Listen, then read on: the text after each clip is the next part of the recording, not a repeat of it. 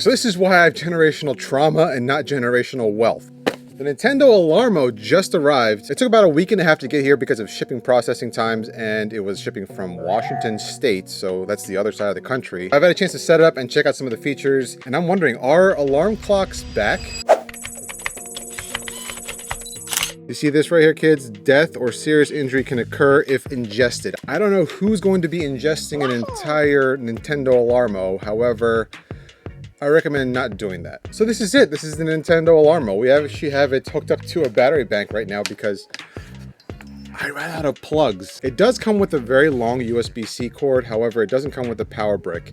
Any run-of-the-mill power brick will work, to be honest. It doesn't pull a lot of power. So after a pretty thorough setup process, which in my opinion was kind of on the tedious side, I'm gonna go over my impressions now that I got my hands on it, and we've used it for a couple of alarms in the morning. First off, the packaging. It's very Nintendo. Once you plug it in, it'll go into a setup mode. It'll ask you your time, your date, your time zone. You can connect it to the internet. You'll set up your scenes and your alarms at the same time as well. And this is where you'll also be able to dictate where you're gonna be placing this alarm clock, whether it's gonna be on the left nightstand, right nightstand. Also, the size of your bed as well is gonna be a factor. So this all plays into the motion sensor that's in the clock itself that will track your motion as you wake up and go to sleep. Aside from that, you have hourly chimes as well. It'll also keep your sleep records. No information at all is sent from the Alarmo to Nintendo, so if you're worried about privacy, don't worry about that. All that data should be private. Now, in terms of the dial itself, it's a clear plastic that illuminates whenever the alarm goes off, but you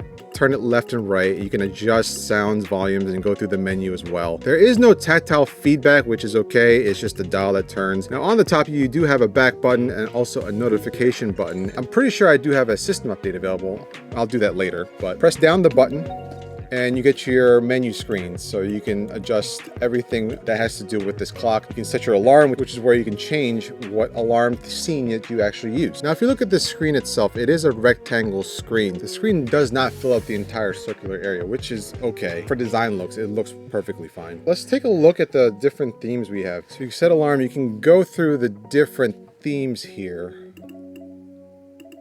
Or let's just pick, I don't know, Pikmin. We landed on Pikmin collecting treasure here. Steady mode, 5:30 a.m. There we go. Pikmin set. So let's see Pikmin show up. There's Olimar. Actually, that's not Olimar. You also have the other scenes here as well. They do promise to have more scenes coming up at later updates. So this isn't just going to be 5 scenes and we're done here. They do promise to add more in the future. The hottest scene here, honestly, has to be Ring Fit Adventure.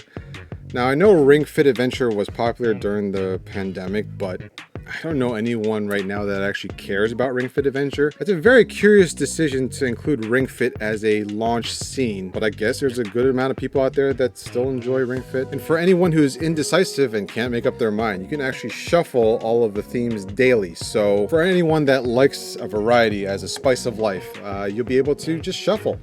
And you can have a surprise every day. It's also worth noting there are different modes to stopping the alarm. So if you do sleep with a partner, it might confuse the motion sensor. You might have to switch it to the button mode so that you actually have to physically press the button in order to stop the alarm versus doing the motions and stopping the alarm through that feature. Keep that in mind. So yeah, there you have it. This is the Nintendo Alarmo. And to answer my original question, are alarm clocks back in? No. This is very much a niche product. This is made for Nintendo fans who want to have more Nintendo in their life. The things that this can do, obviously, a phone can do as well. I think majority of adults or people that have access to phones use their phones for their alarms in the morning. I'm still a stickler for the price at $100. That's pretty steep. Will I be using this? No, I will not be using this, but I know my kids have been going crazy for it.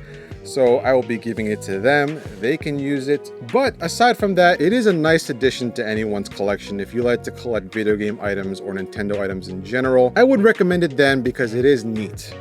That's a good word for it, actually. It is neat. I think Nintendo did do a good job with the build and the quality of it. I have no questions there. Yeah, this is the Nintendo Alarmo. So if you like what you see, make sure you like and subscribe. Hit that bell notification. It really does help the channel out. And I'll catch you on the next one.